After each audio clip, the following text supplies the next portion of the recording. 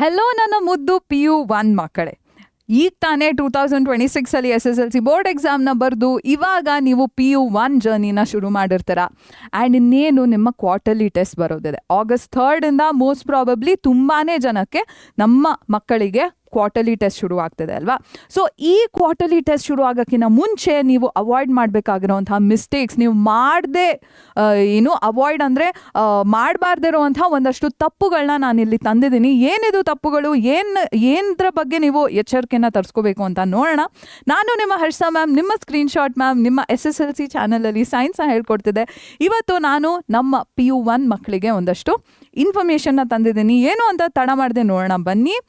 Firstly I want you to tell me in the comment section. ಇವಾಗ ತಾನೇ PU1 start ಮಾಡಿರ್ತೀರಾ, ಕಾಲೇಜಸ್ಗೆ ಹೋಗಲಿಕ್ಕೆ ಶುರು ಮಾಡಿರ್ತೀರಾ. So how are you feeling about your quarterly test? ನಿಮ್ಮ ತ್ರೈಮಾಸಿಕ ಪರೀಕ್ಷೆ ಅಂತ ಇದೆ. I am not very sure if ಕನ್ನಡದಲ್ಲಿ ಇದೆ ಅಂತಾರ, ಬಟ್ ಕ್ವಾರ್ಟರ್ಲಿ ಟೆಸ್ಟ್ ಅಂತ ಅಂತೂ ನನಗೆ ಗೊತ್ತು. ಸೊ ಕ್ವಾರ್ಟರ್ಲಿ ಟೆಸ್ಟ್ ಬಗ್ಗೆ ನಿಮಗೆ ಹೇಗೆ ಅನ್ನಿಸ್ತಿದೆ ಮಕ್ಕಳ? ತುಂಬಾ ಕಾನ್ಫಿಡೆನ್ಸ್ ಇದೆಯಾ? ಓಕೆ, ನಾನು ಸೂಪರ್ ಕಾನ್ಫಿಡೆಂಟ್ ಆಗಿದ್ದೀನಿ, ತುಂಬಾ ಆತ್ಮವಿಶ್ವಾಸ ಇದೆ, ಈ ರೀತಿ ಇದೆಯಾ? ಅಥವಾ ಓಕೆ, ಒಂದು ರೇಂಜಿಗೆ ಕಾನ್ಫಿಡೆಂಟ್ ಇದ್ದೀನಿ, but okay I'm like slightly confident ಆ ಥರ ಇದೆಯಾ? ಅಥವಾ ಅನ್ಶ್ಯೂರ್, ಲೈಕ್ ಗೊತ್ತಾಗ್ತಿಲ್ಲ, ನನ್ಗೆ ಹೇಗೆ ಅನ್ನಿಸ್ತೆ, ನನಗೆ ಗೊತ್ತೇ ಇಲ್ಲ, ನಾನು ಓದ್ಕೊಂಡಿಲ್ವಾ ನನಗೆ ಗೊತ್ತಾಗ್ತಿಲ್ಲ ಅಂತ ಅನ್ನಿಸ್ತಿದ್ರೆ ಅನ್ಶ್ಯೂರ್ ಅಂತ ಹಾಕಿ. ಅಥವಾ ಅಂಡರ್ ಕಾನ್ಫಿಡೆಂಟ್, ನನಗೆ ಆತ್ಮವಿಶ್ವಾಸನೇ ಇಲ್ಲ, ನನಗೆ ಗೊತ್ತಿಲ್ಲ ನಾನು ಹೇಗೆ ಮಾಡ್ತೀನಿ, ನಾನು ಪಕ್ಕಾ ಫೇಲ್ ಆಗ್ತೀನಿ, ಆ ಥರ ಫೀಲಿಂಗ್ ಬರ್ತಿದೆ ಅಂದರೆ ಅಂಡರ್ ಕಾನ್ಫಿಡೆಂಟ್ ಅಂತ ಕಾಮೆಂಟ್ ಮಾಡಿ. Okay, I want to understand how you are feeling about your quarterly test. Also ಅದರೊಟ್ಟಿಗೆ ಯಾವ ಸಬ್ಜೆಕ್ಟ್ ನಿಮಗೆ ತುಂಬ ಕಷ್ಟ ಆಗ್ತಿದೆ ಅಂತ ಕೆಳಗೆ ಕಾಮೆಂಟ್ ಸೆಕ್ಷನಲ್ಲಿ ಮೆನ್ಷನ್ ಮಾಡಿ, so that we can try to help you out in that subject. Okay ನಮ್ಮದು ಮಕ್ಕಳ. Okay, next first mistake to avoid. ನಾನು ಮೇಜರ್ಲಿ ಒಂದು ಐ ಥಿಂಕ್ 5 ಮಿಸ್ಟೇಕ್ಸ್ನ ಲಿಸ್ಟ್ ಮಾಡಿದ್ದೀನಿ ಮಕ್ಕಳ. ಏನು ಅಂತ ನೋಡ್ಕೊಂಡು ಹೋಗೋಣ. Do not wait until the last minute to study. SSLCಯಲ್ಲೂ ನಾನು ಸ್ಟಾರ್ಟಿಂಗಿಂದಾನೇ ಹೇಳ್ತಿದ್ದೆ ನಿಮಗೆ, ಕೊನೆ ಮೂಮೆಂಟ್ವರೆಗೂ ವೆಯ್ಟ್ ಮಾಡಬೇಡಿ, ಮಾರ್ಚು ಫೆಬ್ರವರಿ ಹಾಗೆ ವೆಯ್ಟ್ ಮಾಡಬೇಡಿ, ಇವಾಗಲಿಂದಾನೇ ಓದ್ಕೊಳ್ಳೋಕ್ಕೆ ಶುರು ಮಾಡಿ ಅಂತ ಹೇಳ್ತಿದ್ದೆ. ಆ ನಿಜಾಂಶ ಏನಿದೆ ಇವತ್ತು ನಿಮ್ಮ PU1ಗೆ ಇನ್ನೂ ಸತ್ಯವಾದಂತಹ ಒಂದು ಸ್ಟೇಟ್ಮೆಂಟ್ ಆಗಿರುತ್ತೆ. Y is that? ಬಿಕಾಸ್ ನಿಮ್ಮಲ್ಲಿ ಎಷ್ಟೊಂದು ಜನ ಕೇವಲ PU ಬೋರ್ಡ್ ಎಕ್ಸಾಮಿಗೆ ಮಾತ್ರ ಪ್ರಿಪೇರ್ ಆಗ್ತಿಲ್ಲ. ನಿಮ್ಮಲ್ಲಿ ಎಷ್ಟೊಂದು ಜನ KCET ಆಗಿರ್ಬೋದು, ನೀಟ್ ಆಗಿರ್ಬೋದು, JEE ಆಗಿರ್ಬೋದು, ನಿಮ್ಮಲ್ಲಿ ಎಷ್ಟೊಂದು ಜನ ಈ ಕಾಂಪಿಟೇಟಿವ್ ಎಕ್ಸಾಮ್ಸ್ಗಳಿಗೆ ರೆಡಿ ಆಗ್ತಿರ್ತೀರಾ ಅಲ್ವಾ. CA ಆಗಿರ್ಬೋದು, CA ಇರಲ್ಲ, ನೀವು PU ಸೈನ್ಸ್ ಚಾನಲ್ ಅಲ್ವಾ. ಸೊ ಎನಿವೆ, ಈ ಕಾಂಪಿಟೇಟಿವ್ ಎಕ್ಸಾಮ್ಸ್ಗಳಿಗೆ ನೀವು ತಯಾರಾಗ್ತಿರ್ತೀರಾ. So if you do not start studying from today, ನಿಮ್ಮ ನೀಟ್ ಸಿಲೆಬಸ್ ಎಷ್ಟು ವಾಸ್ಟ್ ಆಗಿದೆ. PU1 ಆ್ಯಂಡ್ PU2 ಎರಡೂ ಸಿಲೆಬಸ್ ಸೇರಿಸಿ ನಿಮ್ಮ ನೀಟ್ ಎಕ್ಸಾಮಲ್ಲಿ ಕೇಳ್ತಾರೆ. KCETಯಲ್ಲೂ ಕೂಡ ಅದೇ ಆಗುತ್ತೆ, JEಯಲ್ಲಿ ಕೂಡ ಅದೇ ಆಗುತ್ತೆ. ಇನ್ನು ಎಷ್ಟು ಕಾಂಪ್ಲೆಕ್ಸ್ ಆಗಿರುತ್ತೆ, ತುಂಬ ಸಂಕೀರ್ಣವಾದ ಪ್ರಶ್ನೆಗಳು, ಆನ್ವಯಿಕ ಪ್ರಶ್ನೆಗಳು, ತುಂಬಾ ಕಠಿಣವಾದಂತಹ ಪ್ರಶ್ನೆಗಳನ್ನ ನಿಮಗೆ ಈ ಕಾಂಪಿಟೇಟಿವ್ ಎಕ್ಸಾಮ್, ಈ ಸ್ಪರ್ಧಾತ್ಮಕ ಪರೀಕ್ಷೆಗಳಲ್ಲಿ ಕೇಳ್ತಾರೆ. ಸೊ ಇವತ್ತಿಂದ ನೀವು ನಿಮ್ಮ ತಯಾರಿನ ಶುರು ಮಾಡ್ಕೊಂಡಿಲ್ಲ ಅಂದರೆ it is a red flag for you. This is too late. You have to start studying from this moment. Okay, so ಇಲ್ಲ ಭಯ ಪಟ್ಕೊಂಡು ಅಯ್ಯೋ ನಾನು ಏನು ಮಾಡಿಬಿಟ್ಟಿದ್ದೀನಿ ಆ ಥರ ಪ್ಯಾನಿಕ್ ಆಗಲಿಕ್ಕೆ ಹೋಗಬೇಡಿ. Okay, there is still time. ನಿಮ್ಮ ಕ್ವಾರ್ಟರ್ಲಿ ಟೆಸ್ಟ್ ಬರೋಕ್ಕೆ ಕೂಡ ತುಂಬಾ ಸಮಯ ಇದೆ, 1 ವಾರ ಅಟ್ಲೀಸ್ಟ್ ಇದ್ದೇ ಇರುತ್ತೆ. ಸೊ ದಯವಿಟ್ಟು ಇನ್ನೂ ಶುರು ಮಾಡಿಲ್ಲ ಅಂದರೆ ಇವಾಗಲೇ ಶುರು ಮಾಡಿ, ಕೊನೆಯ ಹಂತದವರೆಗೂ ನೀವು ವೇಸ್ಟ್ ಮಾಡೋಕ್ಕೆ ಹೋಗಬೇಡಿ. ಮೇ ಬಿ SSLCಯಲ್ಲಿ ನೀವು ಲಾಸ್ಟ್ ಮೂಮೆಂಟಲ್ಲಿ ಸ್ಟಡಿ ಮಾಡಿದ್ರೂ ಪಾಸ್ ಆಗುವಂಥ ಚಾನ್ಸಸ್ ಇರ್ತಿತ್ತು, but PU is not like that because the syllabus is too big. SSLCಯಲ್ಲಿ ಇದ್ದಿದ್ದೆ 13 ಚಾಪ್ಟರು ನಿಮಗೆ ಸೈನ್ಸಲ್ಲಿ. ಇವಾಗ physics separate, chemistry separate, biology separate.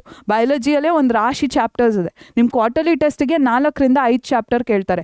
Living world, biological classification, animal kingdom, plant kingdom and may be morphology ಕೂಡ. Okay, so the syllabus is too big. ನಿಮ್ಮ ಪಠ್ಯಕ್ರಮ ತುಂಬಾ ದೊಡ್ಡದಾಗಿದೆ. ಓಕೆ, ಸೊ ಇದನ್ನು ಕವರ್ ಮಾಡಲಿಕ್ಕೆ ಕಷ್ಟ ಆಗುತ್ತೆ ಡಿಲೇ ಮಾಡಿದ್ರೆ. So start your preparation right away. Okay, next focus on high weightage chapters. ನಾನು ಅವಾಗ್ಲಿಂದ ಹೇಳ್ತಿದ್ದೆ ನಿಮಗೆ, ಸೈನ್ಸಲ್ಲಿ ಕೂಡ ಹೇಳಿದೆ, SSLCಯಲ್ಲಿ high weightage chapters carbon and its compounds, life processes ಎಲ್ಲ ಇತ್ತು ಅಲ್ವಾ. ಅದೇ ರೀತಿ ನಿಮ್ಮ PU ಅಲ್ಲಿ ಕೂಡ ಹೈ ವೇಟೇಜ್ ಚಾಪ್ಟರ್ಸ್ ಇರತ್ವೆ. Which are these? ನಿಮ್ಮ ಬಯಾಲಜಿಗೆ ಎಸ್ಪೆಷಲಿ ಆ್ಯನಿಮಲ್ ಕಿಂಗ್ಡಮ್ ಏನಿದೆ, ವರ್ಷ ಮ್ಯಾಮಿಗೆ ಕೇಳಿದೆ ನಾನು, animal Kingdom high weightage chapter ಆಗಿರುತ್ತೆ ಅಂತೆ. ಪ್ರತಿಯೊಂದು ಫೈಲಮಿಗೆ ನೀವು ಎರಡೆರಡು ಎಕ್ಸಾಂಪಲ್ ಅಟ್ಲೀಸ್ಟ್ ನೆನ್ಪಿಟ್ಕೋಬೇಕು ಅಂತ ವರ್ಷ ಮ್ಯಾಮ್ ಹೇಳ್ತಿದ್ರು. Okay, so focus on these high weightage chapters. ಜಾಸ್ತಿ ಅಂಕಗಳನ್ನ ಕೊಡುವಂತಹ ಅಧ್ಯಾಯಗಳ ಮೇಲೆ ಜಾಸ್ತಿ ಗಮನನ ಕೊಡಿ. And don't just limit yourself to board exams. ಬರೀ ಮಂಡಳಿ ಪರೀಕ್ಷೆಯಲ್ಲಿ ನನಗೆ ಇಷ್ಟು ಅಂಕ ಬಂದರೆ ಸಾಕು ಅಂತ ನಿಮ್ಮನ್ನು ನೀವು ಕಟ್ ಹಾಕೊಂಡು ಇಟ್ಕೋಬೇಡಿ. ಆದಷ್ಟು ಬೋರ್ಡ್ ಕಾಂಪಿಟೇಟಿವ್ ಎಕ್ಸಾಮ್ ಲೆವೆಲಲ್ಲಿ ಯೋಚನೆ ಮಾಡಲಿಕ್ಕೆ ಶುರು ಮಾಡಿ. ಕಾಂಪಿಟೇಟಿವ್ ಎಕ್ಸಾಮಲ್ಲಿ ಆ್ಯನಿಮಲ್ ಕಿಂಗ್ಡಮ್ ನಿಮ್ಮ ಕಟ್ಟಿಟ್ಟ ಬುಕ್ತಿ ನೀವು ಓದಲೇಬೇಕು ಕಾಂಪಿಟೇಟಿವ್ ಎಕ್ಸಾಮ್ಸ್ಗಳಿಗೆ, ನೀಟ್ ಎಕ್ಸಾಮಿಗೆಲ್ಲ. ಸೊ ಈ ರೀತಿಯ ಚಾಪ್ಟರ್ಸ್ ಮೇಲೆ ಜಾಸ್ತಿ ಗಮನ ಕೊಟ್ಕೊಂಡು ಓದಲಿಕ್ಕೆ ಶುರು ಮಾಡಿ. ಓಕೆ, ಲಿವಿಂಗ್ ವರ್ಲ್ಡಲ್ಲೂ ಕೂಡ ಒಂದಷ್ಟು ಕಾನ್ಸೆಪ್ಟ್ಸ್ ಏನಿರುತ್ತೆ, ಸಿಸ್ಟಮ್ಯಾಟಿಕ್ಸ್ ಆಗಿರಲಿ, ಕ್ಲಾಸಿಫಿಕೇಷನ್ ಇನ್ ಕ್ಯಾಟಗರೀಸ್ ಆಗಿರಲಿ, ಇವೆಲ್ಲ ನೆನ್ಪಿಟ್ಕೋಬೇಕು ನೀವು.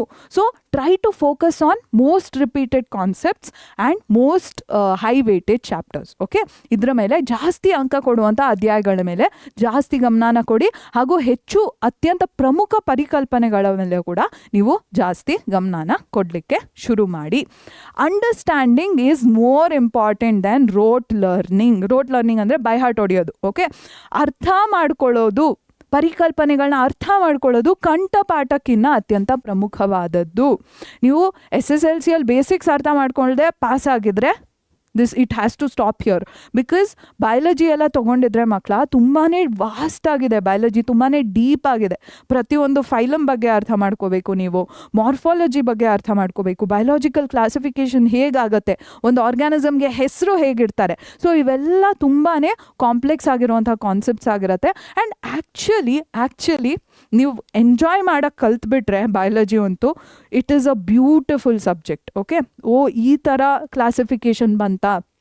ಜಸ್ಟ್ ಒನ್ ಫ್ಯಾಕ್ಟು ಮಕ್ಕಳ, ಏನಕ್ಕೆ ನಿಮ್ಮ ಇದು ಬೈನಾಮಿಯಲ್ ನಾಮಿನ್ಕ್ಲೇಚರ್ ಇದೆ ಅಲ್ವಾ, ಅದನ್ನು ಲ್ಯಾಟಿನಲ್ಲಿ ಏನಕ್ಕೆ ಮಾಡ್ತಾರೆ ಹೇಳಿ? Because Latin is a dead language.